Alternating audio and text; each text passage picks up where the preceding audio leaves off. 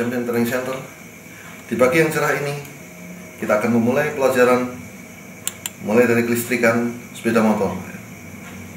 Yang terpenting di antara kemampuan kelistrikan sepeda motor itu adalah kemampuan pengukuran. Terkait dengan kemampuan pengukuran, perlu kalian mampu untuk menggunakan alat yang disebut dengan multitester ini. Perlu juga Anda ketahui bahwasanya multitester ada dua jenis. Yang pertama adalah multitester yang tipe analog atau yang sering disebut dengan tipe jarum ini.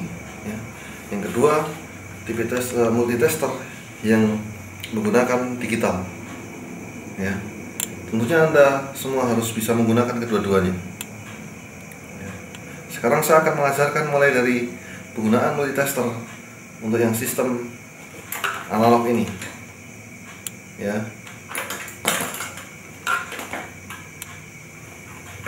Perhatikan di sini untuk multitester yang tipe analog atau yang tipe jarum ini, nanti kalian bisa melakukan 3 jenis pengukuran.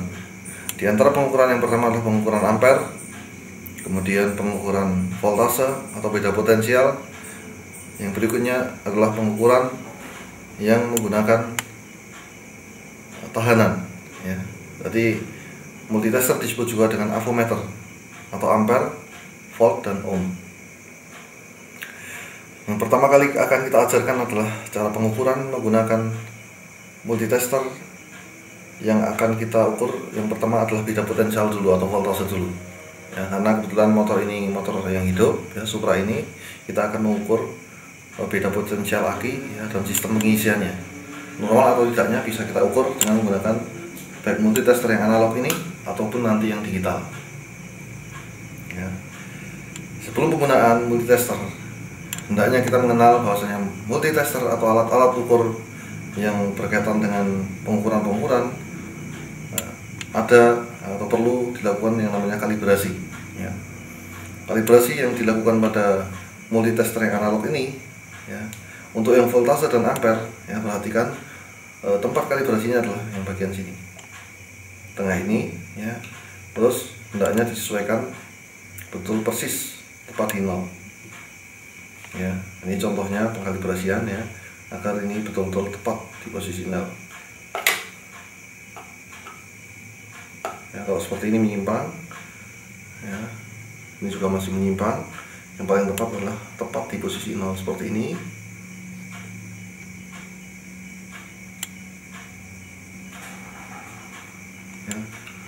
Berarti kalibrasi voltase dan ampere kita sudah melakukannya. Adapun pembacaan kalibrasi untuk yang voltase dan ampere adalah arahnya nanti dari kiri ke kanan. Dari kiri ke kanan, ini pembacaannya. Ini yang pembacaan voltase.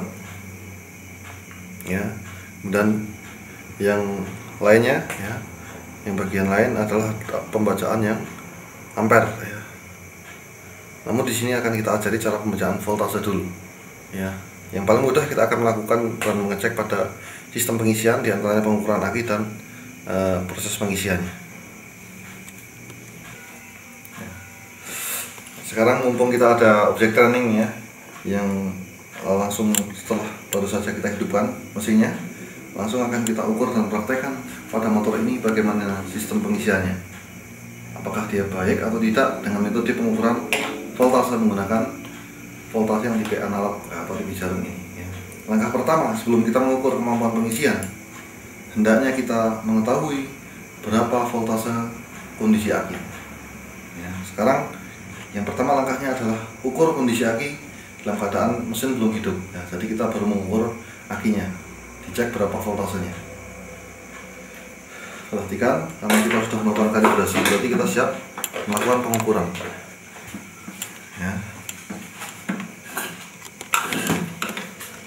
Ini cara melakukan pengukurannya. Ini nanti standar idealnya aki ketika mesin belum dihidupkan adalah 12 volt. Kita buktikan dengan multitester ini. Yang merah ini nanti di positif, yang hitam di negatif. Perhatikan, jangan sampai kebalik karena ini pengukuran voltase.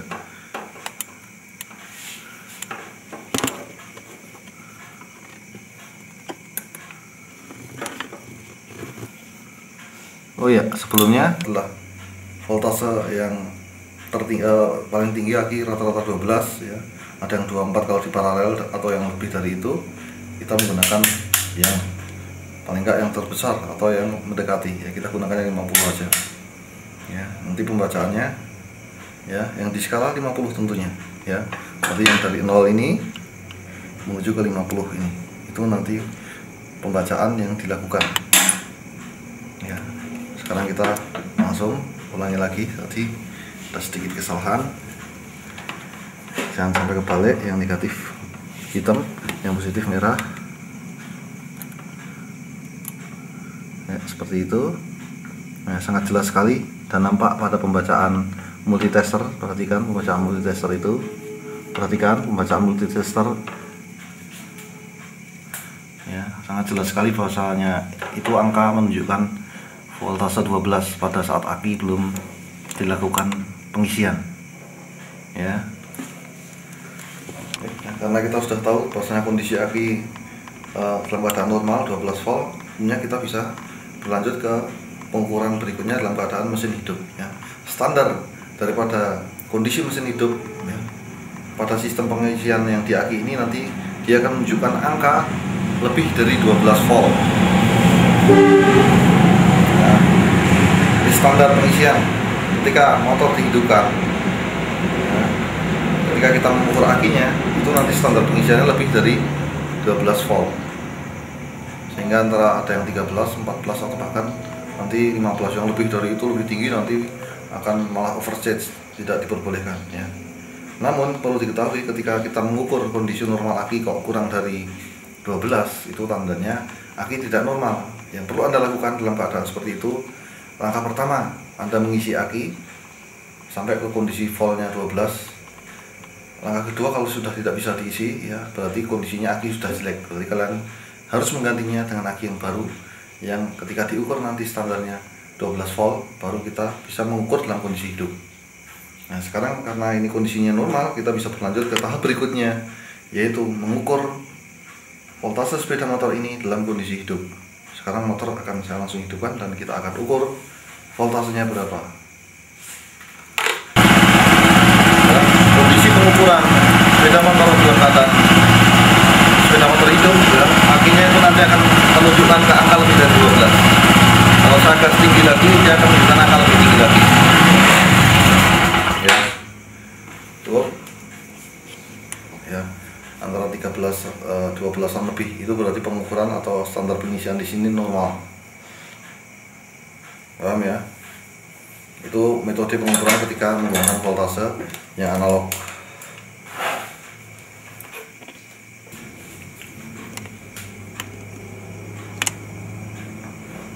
Sekarang ya, kita menggunakan multitester yang tipe digital ya.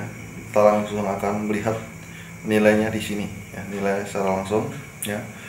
Karena yang akan kita ukur volt, maka kita ringnya ya garis ini menunjukkan ke arah volt. Apalagi yang kita ukur adalah DC ya.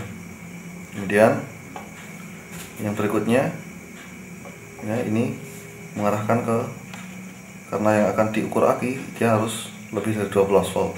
Kita pilih yang 20 aja voltasenya. Karena kalau kalian pilih 2 nanti bisa jebol alatnya. Kita pilih yang ringnya ini menunjukkan ke 20. Seperti itu. Ya, kalau kita sudah ini voltase, kemudian ini menunjukkan yang tertinggi 20, kita langsung ukur tahanannya aki berapa. Ya, metodenya mirip analog ini, tapi kita bacaannya digital. Jangan sampai kebalik, yang merah positif, yang hitam negatif. Nah, kalian perhatikan ya, ini harus tepat. Nanti dilihat dibaca di sini hasilnya harus menunjukkan angka 12 kurang lebih. Ya, bagusnya tepat 12. Perhatikan. Seperti kalian lihat, bahasanya ini menunjukkan angka 12,65 ya. Ini berarti masih kondisi aki yang bagus. Ya. Tentunya karena ini masih kondisi aki yang bagus, 12, berapa tadi? 05 ya anak-anak. Jadi nanti kita betul-betul mengetahui bahasanya kondisi aki sebelum diukur ya, dalam kondisi mesin hidup ini masih dalam keadaan baik dan kita siap melakukan tahap berikutnya dalam kondisi mesin hidup ya. Kita hidupkan dulu mesinnya. 13 atau 14 berarti pengisiannya dalam kondisi yang normal ya. Perhatikan ini ya, berapa angkanya anak-anak ya, ini berapa ini angkanya 14 koma ya, berarti menunjukkan pengisiannya masih bagus. Kalau dia lebih dari 17 itu berarti overcharge ya. Kalau ini menunjukkan mesinnya normal karena masih dalam standar pengisian sepeda motor ya. Suhu kita segini pun sudah menunjukkan bahwa pengisiannya normal. Kita akan mulai melakukan pengukuran ya, terkait dengan tahanan yang ada pada sistem pengapian sepeda motor Supra 125 ini ya. Sebelum kita melakukan pengukuran ya, otomatis kita harus melepas ya, agar nanti akan mudah diketahui ya dan dipahami ya. Kita akan lepas bagian yang sistem pengapiannya terlebih dahulu ya. Kita lepas pulsernya ya. Kemudian kita lepas juga ya, karena ini motor tipenya DC, jadi di sini nggak ada spool pengapian ya. Nanti tentang sistem pengapian motor Supra ini bisa dilihat pada gambar 1 ya, di bagian booklet Anda bisa dilihat pada gambar 1. Sekarang justru yang kita akan ukur adalah nilai dari tahanan. Yang pertama adalah pulser ini ya. Nilai pulser ini kita akan ukur. Apa yang namanya pulser? Silahkan lihat di skema 1 ya. Karena kita akan melakukan pengukuran menggunakan ohm ya, satuan ohm, otomatis kalian betul-betul harus memahami bagaimana menggunakan alat ukur multitester ini ya, menggunakan ohmmeter ya. Karena kita melakukan alat ukur yang menggunakan ohmmeter ya, kita harus paham bahasanya melakukan pengukuran dengan ohmmeter kita harus melakukan kalibrasi juga ya. Untuk ohmmeter kalibrasinya dilakukan dengan memutar tombol ini ya. Dan perlu diketahui juga pembacaan ohmmeter sama volt dan ampere berbeda. Kalau yang ampere dan voltmeter dari kiri ke kanan ya. Adapun pembacaan ohmmeter atau pembacaan nilai tahanan atau ohm itu dari kiri ke dari kanan ke kiri ya. Meskipun jarumnya bergerak dari sini ke sini, tapi bacanya dari sini ke sini. Paham ya? Sekarang kita akan cek di ring 1 ini ya. Ini menunjukkan di skala pengukuran 1 untuk tahanan ya. Cara mengkalibrasinya sangat mudah, kutub positif dan negatifnya seperti ini. Oh ternyata belum 0, nah, kita tinggal kalibrasi sampai pas di posisi 0. Nah ini berarti kita kalibrasinya sudah benar ya. Berikutnya untuk khusus ya yang menggunakan pengukuran ohm ya, setiap kita pindah ring kita melakukan kalibrasi ya. Karena tadi kita di ring 1 dan kita sudah melakukan kalibrasi yang nilainya 0 ini ya. Ya, ini 0 nanti. Oh ini karena pindah ring kita harus melakukan kalibrasi. Karena ini sekarang kita di ring 10, kita kalibrasi lagi. Ya, begitu pula misalnya kita pindahkan di ring yang 100 ini. Masih nggak tepat lagi. Ya, coba perhatikan. Wah, kebetulan ini tepat ya. Kita misalnya pindah di ring yang 1 kilo. Ya. Tepat lagi ya. Kita pindah di ring yang 10 kilo. Kita hubungkan konektornya lagi. Oh ternyata tepat. Kalau nggak tepat berarti dilakukan kalibrasi lagi. Intinya kita cek setiap kalibrasi lagi. Kalau sudah tepat ya nggak usah dicek ya. Intinya setiap pindah ring harus dikalibrasi dengan cara menghubungkan kutub negatif dengan kutub positif seperti ini. Nah sekarang kita tunjukkan ya bagaimana menggunakan multitester ini mengukur langsung pulser ini, nilai pulser ini berapa ya. Karena kita cukup menggunakan satuan yang ohm, pulser ini nilainya cuma ohm, kita cukup menggunakan ring 1 ini ya, atau penunjuk ini menunjukkan ke angka skala 1 pada nilai ya, nilai tahanan ya. Ini tandanya. Kita kalibrasi lagi. Nah kita sampai titik 0 ini. Ketika udah kita langsung hubungkan ini bolak-balik nggak masalah.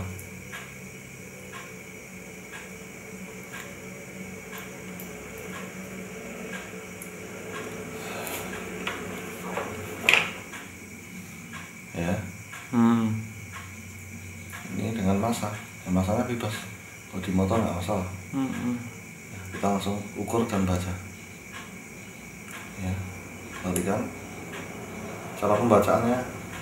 Meskipun jarum arah keraknya ke sini, bacanya dari sini ke sini. Ya, dan ubahnya. Nah, kita bisa langsung baca nilainya. Tadi jarum bergerak dari arah sini ke sini, tapi kita bacanya dari ini ke sini. Ya. Cukup angka yang atas ini kita baca. Ya, ternyata menunjukkan angka di ini 100-an ohm ya. Ya, karena ini kali 1 berarti ya 100 kali 1. Berarti nilainya 100 ohm. Itu caranya membaca skala ini. Ya, untuk pengukuran pulser ya. Berikutnya kita akan mengajarkan bagaimana mengukur lilitan primer coil, tahanan lilitan primer coil dan tahanan lilitan sekunder coil ya. Untuk yang primer coil kita masih menggunakan tahanan ohm, yang sekunder coil kita akan menggunakan yang kilo ohm. Nah, ya. Untuk coilnya sebelah sini. Tahanan primer coil ya. Atau kita akan ukur lilitan primer coil. Perhatikan caranya. Karena kita masih menggunakan satuan ohm. Ya. Karena kita masih menggunakan satuan ohm, langsung aja kita ukur.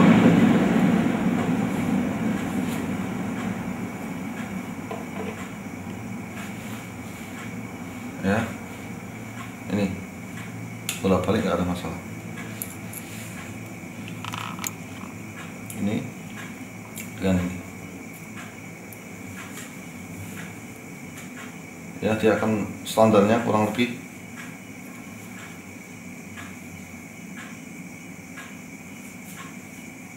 0 sampai 1 ohm. Ya, tahanan lilitan primer coil kurang lebih 0 sampai 1 ohm. Berarti tadi ini menunjukkan angka di sini. Berarti ini masih bagus. Ukuran ohm meter yaitu pengukuran lilitan sekunder coil ya, atau pengukuran tahanan lilitan sekunder coil. Karena lilitan sekunder satuannya kilo, kita gunakan yang ukuran kilo. Ringnya kita pindah ke yang kilo. Karena kita pindah ring, seperti tadi kita jelaskan, kita harus melakukan kalibrasi lagi setiap pindah ring pada tahanan. Kita hubungkan konektor ini positif negatif dua kutub ya, itu menunjukkan angka yang tidak pas di 0, kita kalibrasi. Perhatikan nih sampai betul-betul posisi 0. Paham ya, bisa dipahami. Kemudian kita lepas.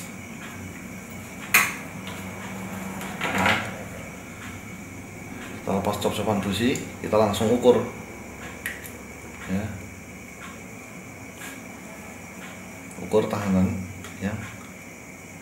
Ini bolak-balik gak ada masalah karena kita mengukur tahanan, yaitu tahanan lilitan sekunder coil. Yang ini dapat massa, langsung kita baca nilainya.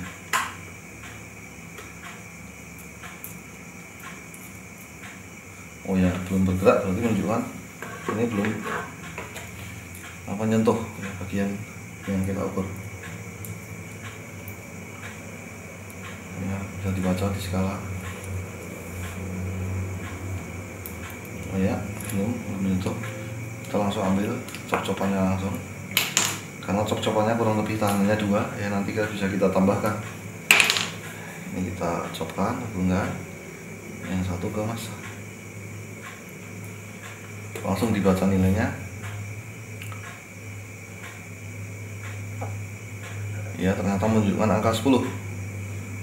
Berarti 10 kali 1 kilo berarti 10 kilo ya. Bentar, ini agak goyang-goyang ya. Menunjukkan angka 10 kilo ditambah cop-copan, biasanya kurang lebih nilainya 2 ya. Berarti nilainya kurang lebih 10 tambah 2 kilo berarti 12 kilo ohm. Begitu cara pengukuran ohm method. Akan jelaskan untuk penggunaannya ya. Perhatikan yang tipe digital ya, masih secara pengukuran ya, tentunya pengukuran ohm meter ya. Karena kita mengukur ohm, kita cukup ya, ini selektornya kita paskan di ohm ya. Yang akan kita ukur ini tergantung tingginya nanti berapa maksimalnya. Untuk jaga-jaga kita di sini ya, oktan selektornya kita taruh di 2 kilo. Nah, nanti kalau hasilnya misalnya 0,2 berarti 200 ohm, hasilnya 2 berarti 2 kilo ya. Sekarang kita langsung ukur tahanan daripada pulser. Metodenya sama, ini nggak usah dikalibrasi karena sudah menunjukkan kalibrasi secara otomatis nanti kita ukur. Ini masa langsung dibaca di itu ya, menunjukkan 0,125, berarti menunjukkan karena itu satuannya kilo berarti 125 ohm ya, paham ya? Karena kalau satuannya kilo berarti dikalikan 1000. Coil ya yang primer seperti tadi ya. Karena dia cuman standarnya 0 sampai 1 ohm, berarti kita masih gunakan yang ring 12 ini, nggak salah ya. Selektornya kita kasih yang 200 ohm ini ya. Langsung kita ukur ya. Total menunjukkan berapa itu?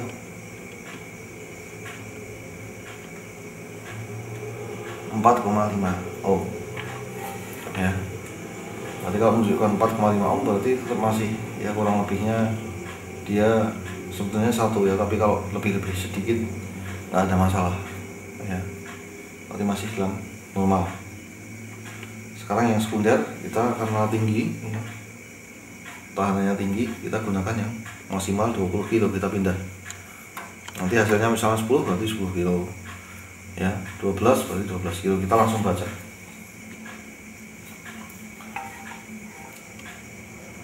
ya, ternyata menunjukkan angka 8,25, berarti 8 kilo 25 ditambah cop-copannya tadi kurang lebih 2, berarti kurang lebih 10,25 tahanan yang lilitan sekunder coil.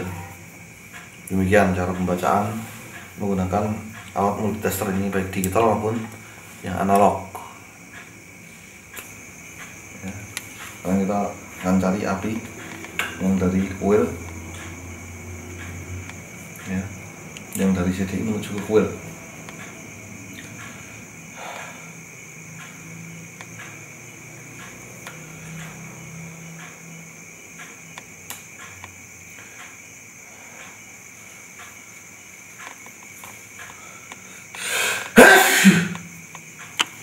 Sudah paham bahasanya kondisi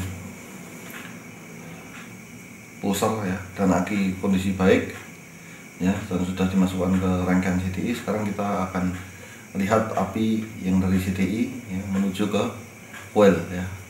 Kalian masih tetap akan melihat skema sistem pengapian ini pada gambar 1 ya, skema Supra 125 pada gambar 1 yang dilihat ya, pada kabel yang menuju ke coil dari CDI. Untuk kabel ini kebetulan warnanya kuning ya, hitam, dan ada selipannya kuning ini ya. Langsung diselah ya, dikontak dan diselah. Ini nanti akan ada percikan api yang perhatikan di sini ya, ya, perhatikan lagi ya, ini percikan api ini, inilah yang akan masuk ke coil.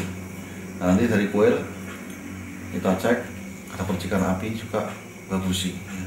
Langsung kita copkan. Seperti ini kondisinya, CDI nya bagus. Ini cara yang ketika kalian tidak menggunakan alat ukur sama sekali ya, tapi untuk cara-cara yang seperti ini hendaknya jauhi di tempat-tempat yang mudah terbakar seperti pom bensin, bengkel-bengkel yang ada penjual bensin ya, dan lainnya.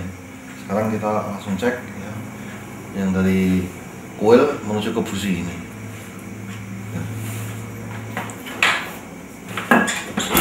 ya, seperti itu. Coba perhatikan ya, ini langsung di cop-copannya ya, nanti mana cop-copannya, terus kita masukkan ke busi Ya, ini berarti sistem pengapaiannya dalam kondisi baik, karena sudah kita pastikan bahwasanya ketika biasanya kondisi tahanannya itu sesuai nilainya, rata-rata sistemnya itu biasanya masih dalam kondisi yang ideal. Menghidupkan rangkaian atau skema sen, ya, skema lampu sen. Ya, untuk skema lampu sen ini ya bisa dilihat pada skema kedua ya, nanti skema lampu sen seperti apa ya, dan kita akan melakukannya dengan cara mengurut skemanya. Yang sebenarnya sistem mengurut ini saya nggak tahu dari siapa, tapi sudah lama sekali ya diterapkan dan ternyata sampai sekarang masih efektif ya. Kita akan masih menggunakan sistem mengurut ini ya, sistem pengapaian, karena kita metodenya pembelajaran ya, kita akan runut dari catu dayanya ya. Karena motor ini nanti kalau catu dayanya sering dipakai cepat habis ya, saya nggak menggunakan aki, akan tapi menggunakan adaptor ya. Langsung kita hubungkan ya aki yang terkait dengan rangkaian yang terkait dengan aki positif dulu, yaitu yang dia akan masuk ke sistem pengisian aki, yaitu yang dapat positif ya, positif.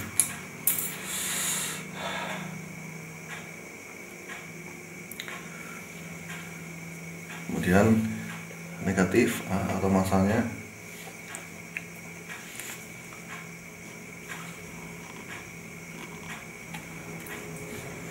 ini ya, ini dapat ini aja, sama aja masa per tubuh, ini masanya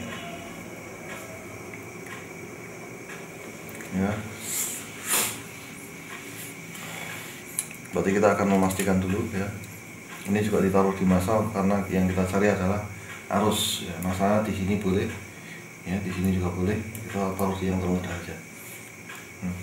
Kita cek ini ya, ini berarti masanya udah mulai menempel di seluruh bodi, dan ini yang arus positifnya ya. Sekarang kita langsung fokus di skema lampu sen ya, atau lampu rating. Skema lampu rating atau lampu sen itu kita akan mengurut. Yang pertama adalah dari aki positif ya, sebenarnya dari aki positif, kemudian sekring, tapi sekringnya sudah ada di sini, jadi nggak usah saya jelaskan karena sekringnya sekring adaptor itu sendiri. Tapi kita akan ilustrasikan ya, dan akan kita jelaskan bahwasanya yang pertama adalah dari aki positif, kemudian sekring ya, sekring adaptor ini, karena ini nggak ada sekring yang dari motor tapi sudah menggunakan adaptor. Kemudian dari sekring ke kunci kontak ya, langsung ke arah kunci kontak ya. Kunci kontak di-on-kan, kita cek di sini ya, perhatikan di sini ya, kita yang kabel warna merah ini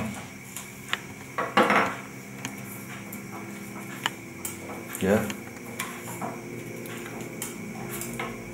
ini kabel yang warna merah. Setelah kunci kontak di-on-kan, dia akan terhubung ke ya, tadi kabel warna merah, sekarang kabel warna coklat ya. Dia keluar bercabang ke berbagai rangkaian. Salah satunya adalah rangkaian lampu sen atau lampu rating. Yang keluar, nah ini di cabang-cabang ya, di antara ada yang ke klakson ya, ada yang ke rangkaian-rangkaian lain ya, lampu rem ya, kemudian lampu sen itu sendiri ya. Warna coklat ya. Nah, udah sampai flasher. Flasher udah keluar belum? Kita cek. Yang ini belum, berarti ada kemungkinan flashernya rusak. Coba nanti kita beli yang baru.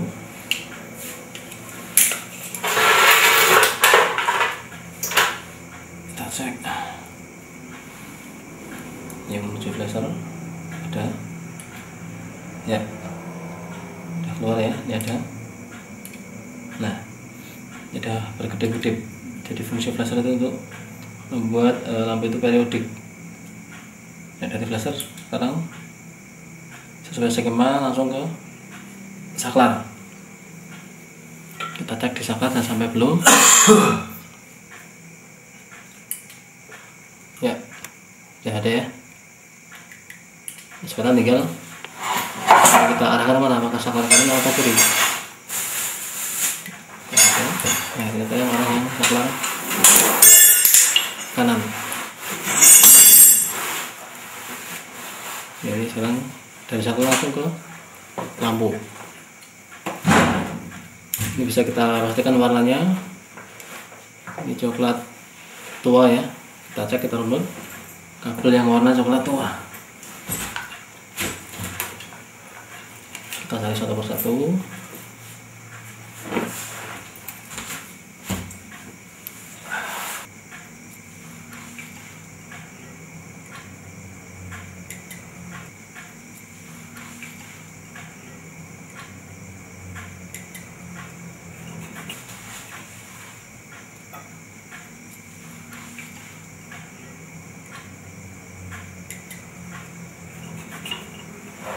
Sampai ke flasher ya, sudah masuk.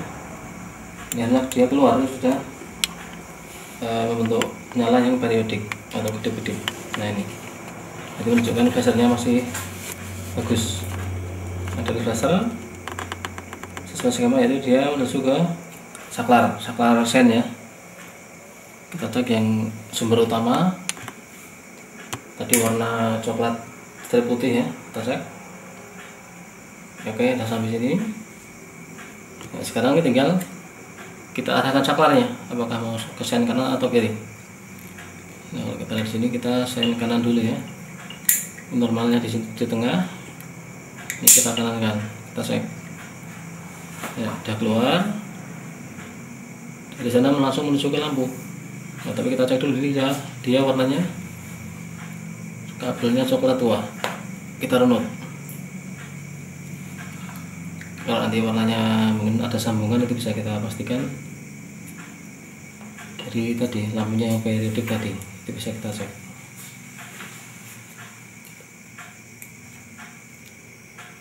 Ya, kalau yang ini ya, jadi ini bisa kita langsung sambung ke lampu sen yang kanan.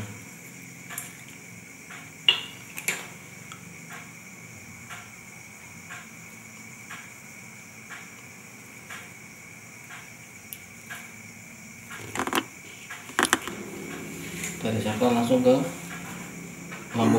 Ini kita langsung sambungkan ke lampu.